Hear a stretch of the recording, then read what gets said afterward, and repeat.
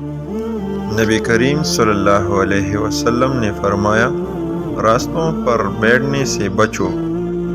صحابہ نے عرض کیا کہ ہم تو وہاں بیٹھنے پر مجبور ہیں، وہی ہمارے بیٹھنے کی جگہ ہوتی ہے کہ جہاں ہم باتیں کرتے ہیں۔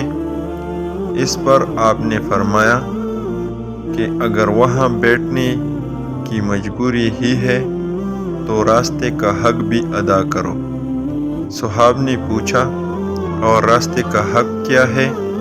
آپ صلی اللہ علیہ وسلم نے فرمایا، نگاہ نیچی رکھنا، کسی کو ایذا دینے سے بچنا، سلام کا جواب دینا، اچھی باتوں کے لیے لوگوں کو حکم کرنا اور بری باتوں سے روکنا۔